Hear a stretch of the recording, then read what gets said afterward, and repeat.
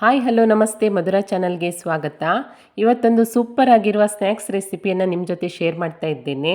ಸಿಹಿಗೆಣಸಿನ ಪೋಡಿಯನ್ನು ಹೇಗೆ ಮಾಡೋದಂತ ನೋಡೋಣ ಬನ್ನಿ. ಸಂಜೆ ಟೀ ಟೈಮ್ಗೆ ಸೂಪರ್ ಆಗಿರುತ್ತೆ.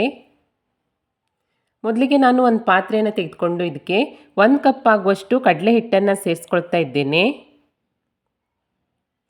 ನಂತರ ಇದಕ್ಕೆ ಒಂದು 3 ಟೇಬಲ್ ಸ್ಪೂನ್ ಆಗುವಷ್ಟು ಅಕ್ಕಿ ಹಿಟ್ಟು, ಒಂದು 1/4 ಟೇಬಲ್ ಸ್ಪೂನ್ ಆಗುವಷ್ಟು ಅರಿಶಿಣ, ಒಂದು ಅರ್ಧ ಟೇಬಲ್ ಸ್ಪೂನ್ ಆಗುವಷ್ಟು ಓಂಕಾಳನ್ನು ಈ ರೀತಿಯಾಗಿ ಉಜ್ಜಿಬಿಟ್ಟು ಸೇರಿಸ್ಕೊಳ್ತೀನಿ. ಇದರಿಂದ ಫ್ಲೇವರ್ ತುಂಬಾ ಚೆನ್ನಾಗಿರುತ್ತೆ.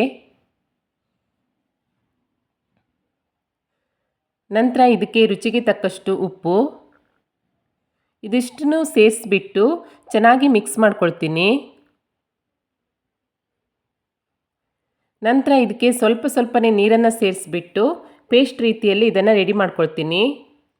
ತುಂಬಾ ತೆಳ್ಳಗೆ ಮಾಡ್ಕೊಳ್ಬಾರ್ದು, ಹಿಟ್ಟು ಗೆಣಸಿಗೆ ಚೆನ್ನಾಗಿ ಹಿಡಿಯುವ ರೀತಿಯಲ್ಲಿ ದಪ್ಪಗೆ ಇರಬೇಕು. ನೋಡಿ, ಈ ರೀತಿಯಾಗಿ ಚೆನ್ನಾಗಿ ಮಿಕ್ಸ್ ಮಾಡಿಬಿಟ್ಟು ಮತ್ತೊಮ್ಮೆ ಉಪ್ಪನ್ನು ನೋಡ್ಕೊಳ್ಬೇಕು. ಉಪ್ಪು ಕಡಿಮೆ ಇದ್ದರೆ ಸೇರಿಸ್ಕೊಳ್ಬಹುದು. ನಾನಿಲ್ಲಿ ಉಪ್ಪನ್ನು ಸೇರಿಸ್ಬಿಟ್ಟು ಇನ್ನೊಮ್ಮೆ ಚೆನ್ನಾಗಿ ಮಿಕ್ಸ್ ಮಾಡ್ಕೊಳ್ತೀನಿ. ಇವಾಗ ಹಿಟ್ಟು ರೆಡಿಯಾಗಿದೆ. ನೋಡಿ, ಗೆಣಸನ್ನು ಚೆನ್ನಾಗಿ ತೊಳೆದ್ಬಿಟ್ಟು ಈ ರೀತಿಯ ಸ್ಲೈಸ್ ಮಾಡಿ ಇಟ್ಕೊಂಡಿದ್ದೇನೆ. ಇದನ್ನು ಇವಾಗ ಕಡಲೆ ಹಿಟ್ಟಲ್ಲಿ ಅದ್ದಿ ಎಣ್ಣೆಯಲ್ಲೇ ಬಿಟ್ಕೊಳ್ಳೋದು.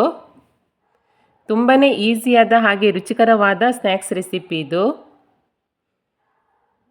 ನೋಡಿ, ನಾನಿವಾಗ ಎಣ್ಣೆಯನ್ನು ಚೆನ್ನಾಗಿ ಕಾಯಲಿಕ್ಕೆ ಇಟ್ಕೊಂಡಿದ್ದೇನೆ. ಈಗ ಎಣ್ಣೆ ಕಾದ ನಂತರ ಗೆಣಸಿನ ಸ್ಲೈಸನ್ನು ಈ ರೀತಿಯಾಗಿ ಕಡಲೆ ಹಿಟ್ಟಿನಲ್ಲಿ ಅದ್ಬಿಟ್ಟು ಎಣ್ಣೆಗೆ ಬಿಟ್ಕೊಳ್ತಾ ಇದ್ದೇನೆ. ಮಧ್ಯಮ ಉರಿಯಲ್ಲಿ ಸ್ಟೋವನ್ನು ಇಟ್ಕೊಂಡ್ಬಿಟ್ಟು ಈ ಪೋಡಿಯನ್ನು ಚೆನ್ನಾಗಿ ಎಣ್ಣೆಯಲ್ಲಿ ಕರ್ದ್ಕೊಳ್ಬೇಕು.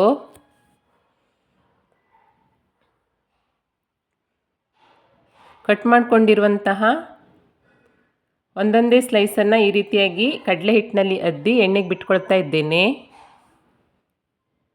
ಒಂದು ಸೈಡ್ ಸ್ವಲ್ಪ ಬೆಂದ ನಂತರ ನಿಧಾನಕ್ಕೆ ತಿರುಗಿಸಿ ಹಾಕಿಬಿಟ್ಟು ಎರಡೂ ಸೈಡು ಪೂರ್ತಿಯಾಗಿ ಕಲರ್ ಚೇಂಜ್ ಆಗೋ ತನಕ ಇದನ್ನು ಎಣ್ಣೆಯಲ್ಲಿ ಕರೆದುಕೊಳ್ತೀನಿ.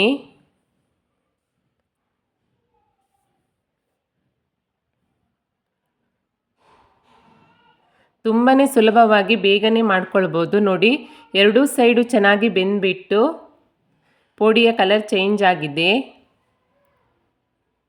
ಇವಾಗ ನಾನು ಇದನ್ನು ಎಣ್ಣೆಯಿಂದ ಎತ್ಕೊಳ್ತೀನಿ.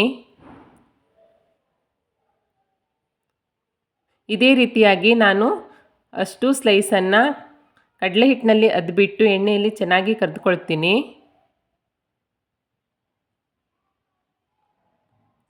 ನೋಡಿ ಎಷ್ಟು ಚೆನ್ನಾಗಿ ಬಂದಿದೆ ಅಂತ. ಸಿಹಿಗೆಣಸಿನ ಪೋಡಿ ತುಂಬಾ ಚೆನ್ನಾಗಿರುತ್ತೆ.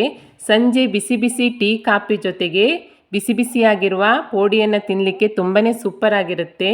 ನೋಡಿ ಎಷ್ಟು ಚೆನ್ನಾಗಿ ಬಂದಿದೆ ಅಂತ.